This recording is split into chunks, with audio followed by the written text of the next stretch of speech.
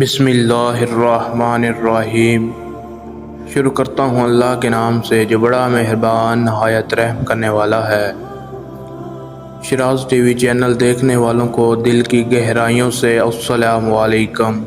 آج کا ہمارا موضوع ہے حضرت ابراہیم کی پیدائش اور نمرود کا واقعہ۔ نمرود ملک بابل کا بادشاہ تھا جس کا موجودہ نام عراق ہے۔ نمرود ایک ظالم اور مغرور بادشاہ تھا۔ جب نمرود بادشاہ بنا تو اس نے سب کو کہا کہ تم مجھے خدا مانو۔ اس وقت لوگ لکڑی کے بت بنا کر ان کو پوجتے تھے۔ لوگوں نے نمرود کو اپنا خدا مان لیا۔ جب ان لوگوں کو اس کام میں پڑے ایک عرصہ گزرا اور لوگ اللہ کو بھول گئے۔ نمرود کے دربار میں نجومی بھی بہت تھے۔ ان میں ایک نجومی بڑا مقام رکھتا تھا۔ اس نے نمرود کو کہا کہ آپ کی سلطنت میں ایک بچہ پیدا ہوگا اور وہ بت پرستی کو ختم کر دے گا اور لوگوں کو اپنے دین کی طرف بلائے گا۔ وہ بچہ بڑا ہو کر آپ کی حکومت کو ختم کر دے گا۔ اس نجومی کی بات سن کر نمرود نے دوسرے نجومیوں کی طرف دیکھا تو دوسروں نے بھی اس نجومی کی بات کو درست تسلیم کیا۔ نمرود یہ سن کر بہت ہی غصے میں آ گیا۔ نمرود نے حکم دیا کہ میری سلطنت کے تمام مردوں اور عورتوں کو ایک دوسرے سے الگ کر دیا جائے۔ نمرود نے حکم دیا کہ کوئی بھی مرد اپنی بیوی سے ہم بستری نہ کر پائے۔ جو بھی بچہ پیدا ہو اس کو فوراً ہی قتل کر دیا جائے۔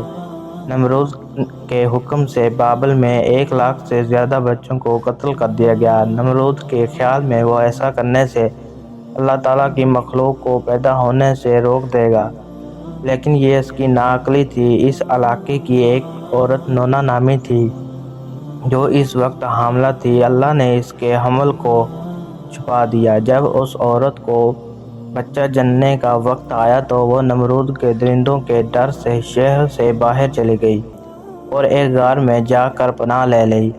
اس عورت نے اس غار میں جا کر اپنے بچے کو جنم دیا۔ اس عورت نے بچے کو غار میں لٹا کر اللہ تعالیٰ سے دعا کی کہ یا اللہ میں اپنے جگر کے ٹکڑے کو غار میں لٹا کر جا رہی ہوں، تو ہی اس کی حفاظت فرما، تو غفور الرحیم ہے۔ اللہ تعالیٰ سے یہ دعا کر کے وہ عورت غار کا دروازہ پتھروں کے ساتھ بند کر کے وہاں سے شہر کی طرف آ گئی۔ دوسرے دن پھر وہ اپنے بچے کو دیکھنے کے لیے گئی تو اس نے دیکھا کہ اس بچے کا انگوٹھا چوس رہا ہے۔ بچے کے انگوٹھے سے دودھ جاری ہے۔ اس بچے کا نام حضرت ابراہیم علیہ السلام ہے۔ اللہ تعالیٰ نے اپنے پیارے دوست کے انگوٹھے سے دودھ پیدا کر دیا۔ اللہ تعالیٰ نے اس دودھ میں اتنی طاقت رکھ دی کہ حضرت ابراہیم علیہ السلام چند ہی دنوں میں بڑے ہو گئے۔ حضرت ابراہیم علیہ السلام کی ماں ہر روز اپنے بچے کو دیکھنے کے لیے اس غار میں تشریف لاتی تھی۔ حضرت ابراہیم علیہ السلام 2 سال کے ہوئے تو آپ باتیں کرنے لگے۔ جب آپ علیہ السلام کی عمر 7 سال کی ہوئی تو آپ کی ماں آپ کو ادب و احترام کی بڑی بڑی باتیں سکھانے لگی۔ حضرت ابراہیم علیہ السلام کی ماں آپ علیہ السلام کی تربیت کے ساتھ ساتھ آپ علیہ السلام کو نبیوں اور پیغمبروں کی کہانیاں سناتی تھی۔ آپ علیہ السلام کی ماں کو کیا پتہ تھا کہ جس بچے کو میں کہانیاں سناتی ہوں وہ خود اللہ کے ایک بہترین دوست اور پیغمبر ہیں۔ حضرت ابراہیم علیہ السلام نے اپنی زندگی کے کئی سال اسی غار میں بسر کر دیے۔ ایک دن آپ علیہ السلام کے دل میں شہر دیکھنے کی خواہش پیدا ہوئی۔ آپ علیہ السلام نے اپنی ماں سے کہا ماں مجھے بھی اپنے ساتھ شہر میں لے چلو۔ ماں نے کہا بیٹا شہر میں آپ کی جان کو خطرہ ہے، لیکن آپ علیہ السلام رات کے وقت غار سے نکلے اور شہر کی طرف چلے گئے۔ حضرت ابراہیم علیہ السلام کا ایک چچا تھا جس کا نام آزر تھا، تو رات میں آزر کو حضرت ابراہیم علیہ السلام کا چچا کہا گیا ہے، جبکہ ان کے والد کا نام تارخ بتایا گیا ہے۔ جبکہ قرآن پاک کی تفسیر میں حضرت ابن کثیر نے حضرت ابراہیم علیہ السلام کے والد کا نام آزر لکھا ہے۔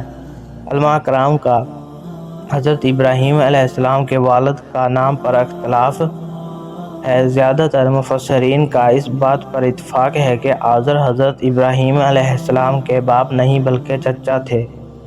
حضرت ابراہیم علیہ السلام کے والد کا نام تارخ ہے۔ قرآن پاک میں اور حدیث میں جو آپ علیہ السلام کے والد کا نام آزر بتایا گیا ہے وہ معذرت کے طور پر کہا گیا ہے۔ اس زمانے میں عرب میں یہ رواج تھا کہ چچا کو بھی باپ کہا جاتا تھا۔ شاید یہ بھی ہو سکتا ہے کہ تارخ کی وفات کے بعد آزر نے آپ علیہ السلام کی والدہ سے عقد کیا ہو۔ اس لحاظ سے آپ علیہ السلام کو غار کے آزر کے بیٹے کہا گیا۔ آزر لکڑی، مٹی اور پتھروں کے بت بناتا تھا، پھر اس کو پوجا کرتا تھا۔ اس بتوں کو بیچ کر خود ان سے خوب منافع حاصل کرتا۔ حضرت ابراہیم علیہ السلام کے چچا آزر کا بہت زیادہ نام تھا۔ آزر کے بیٹے بھی بت فروش کا کام کرتے تھے۔ جب حضرت ابراہیم علیہ السلام غار سے نکل کر اپنے چچا کے پاس گئے تو چچا نے حضرت ابراہیم علیہ السلام کو بھی اپنے بیٹوں کے ساتھ بت بیچنے کے لیے بازار میں بھیجا۔ حضرت ابراہیم علیہ السلام نے بتوں کے گلے میں رسی ڈالی اور بتوں کو گلیوں میں گھسیٹتے ہوئے لے جا رہے تھے کہ اور ساتھ ساتھ آواز بلند کر رہے تھے کہ آؤ میرے سے بت خرید لو جو اپنی خود حفاظت نہیں کر سکتے۔ بت کی عبادت کرنے والوں کو یہ بات اچھی نہ لگی تو انہوں نے حضرت ابراہیم علیہ السلام کی شکایت آپ کے چچا سے کی تو انہوں نے حضرت ابراہیم علیہ السلام کو نصیحت کی اور اس دن کے بعد بتوں کو فروخت کرنے کے لیے نہ بھیجا۔ ایک دن حضرت ابراہیم علیہ السلام نے اپنے چچا سے پوچھا، چچا جان آپ لکڑی، مٹی اور پتھر کے بت بناتے ہو، یہ بت نہ بول سکتے ہیں اور نہ خود اپنی حفاظت کر سکتے ہیں، نہ یہ آپ کو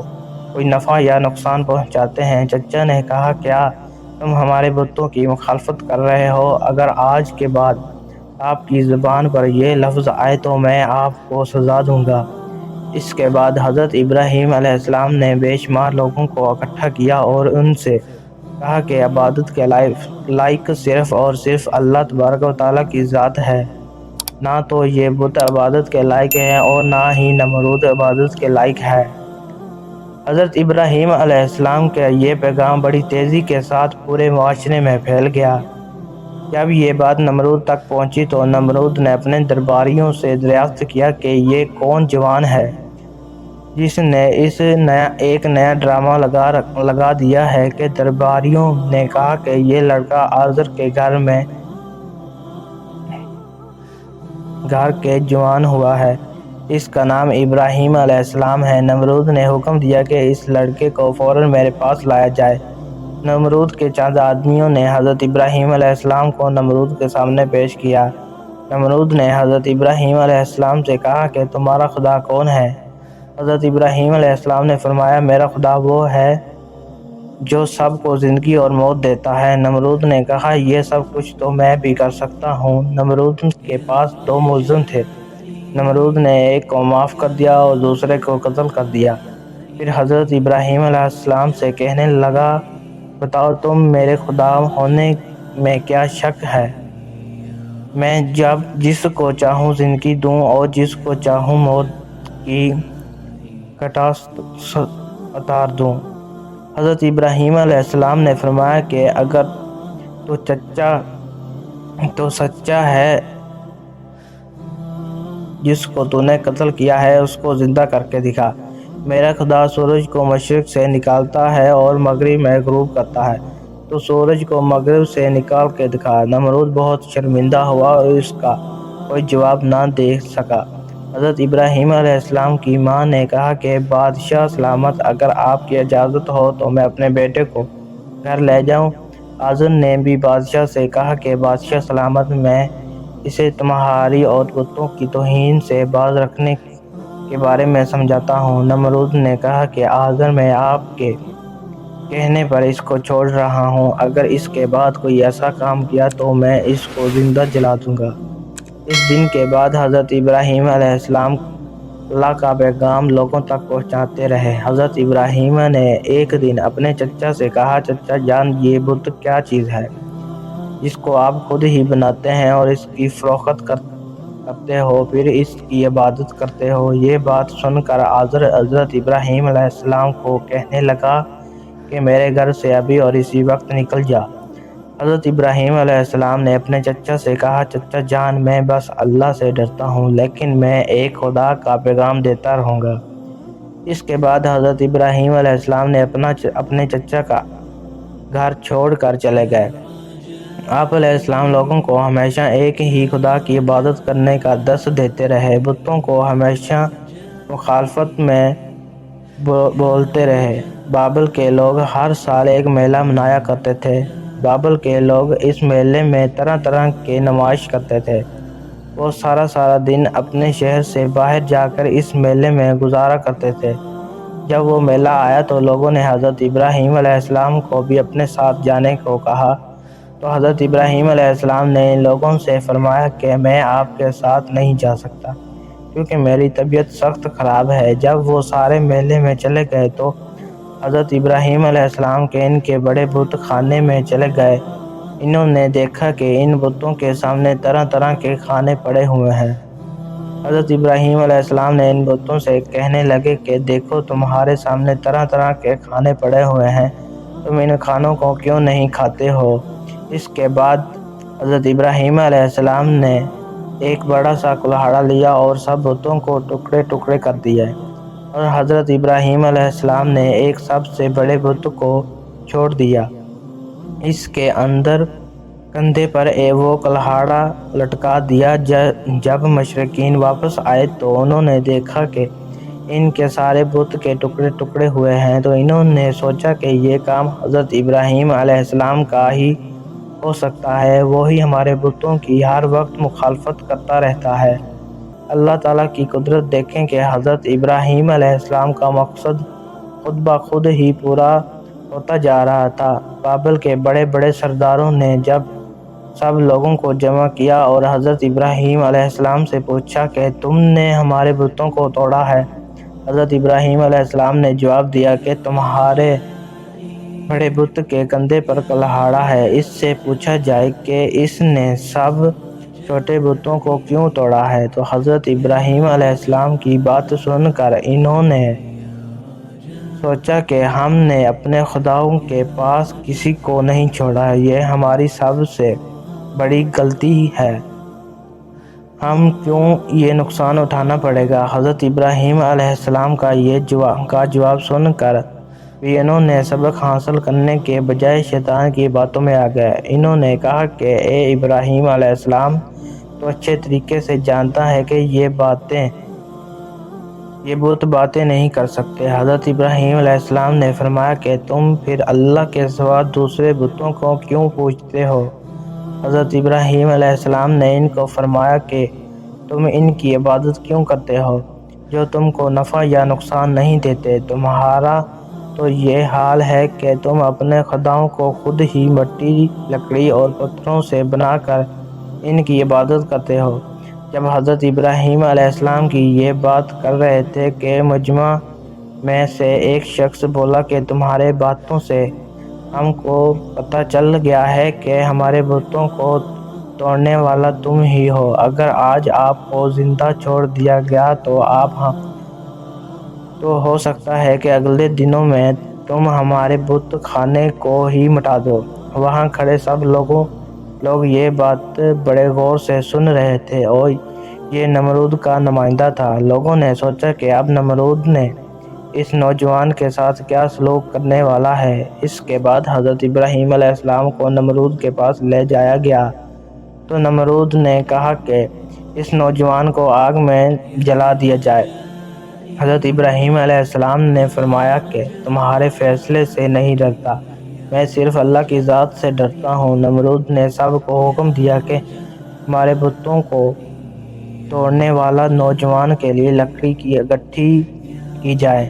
اعلان یہ کیا گیا کہ جو بھی بت خانے کے لیے زیادہ سے زیادہ ایندھن اکٹھا کرے گا، ان کی تمام مرادیں پوری ہوں گی۔ لوگوں نے بت خانے کے زیادہ سے زیادہ ایندھن اکٹھا کیا۔ نمرودوں نے حضرت ابراہیم علیہ السلام کو قید خانے میں بند کر رکھا تھا۔ جب لوگوں نے ایندھن کا بہت ہی بڑا ٹال لگا دیا تو پھر ایندھن کو آگ لگا دی گئی۔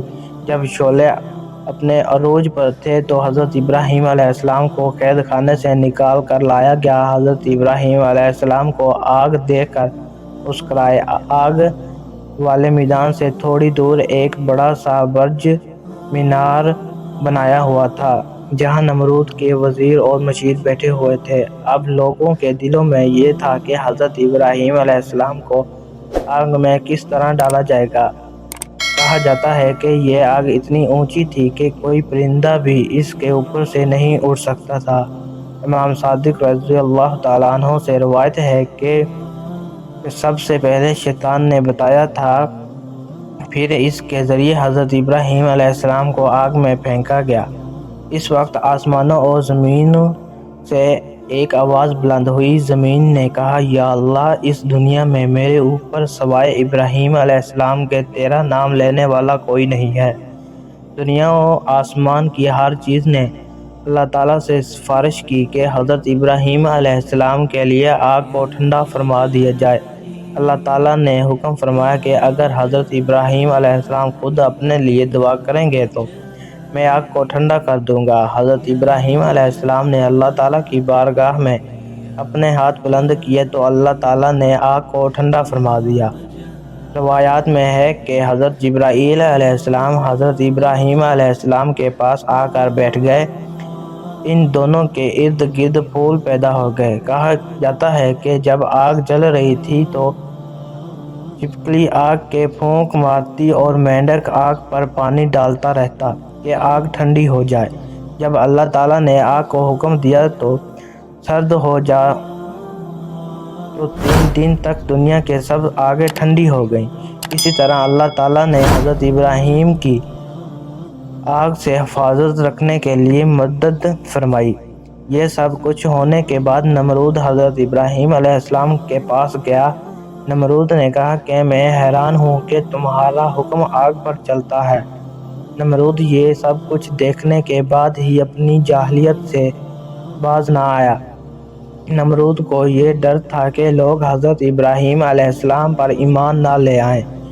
نمرود نے لوگوں کو کچھ لالچ دی۔ نمرود نے اپنے غلام کو حکم دیا کہ حضرت ابراہیم علیہ السلام کو شہر سے نکال دیا جائے تاکہ کوئی بھی بندہ حضرت ابراہیم علیہ السلام کے رب پر ایمان نہ لے آئے۔ حضرت ابراہیم علیہ السلام بھی نمرود کے شہر میں رہنا نہیں چاہتے تھے۔ اس کے بعد حضرت ابراہیم علیہ السلام نے اپنی بکریاں اکٹھی کی اور نمرود کے شہر سے دوسرے شہر کی طرف روانہ ہو گئے۔ حضرت ابراہیم علیہ السلام کے پاس بھیڑ، بکریاں اور بہت سامان تھا۔ نمرود نے حکم دیا کہ حضرت ابراہیم علیہ السلام سے سب کچھ چھین لیا جائے۔ حضرت ابراہیم علیہ السلام نے فرمایا کہ اگر تم میرے بھیڑ بکریاں ضبط کرنا چاہتا ہے تو میں نے ساری عمر لگا کر یہ مال جمع کیا ہے، تم میرا عمر لوٹ اور مجھ سے بھیڑ بکریاں لے جا۔ جب یہ بات بڑھ گئی تو یہ بات نمرود کے ایک وزیر کے پاس چلی گئی۔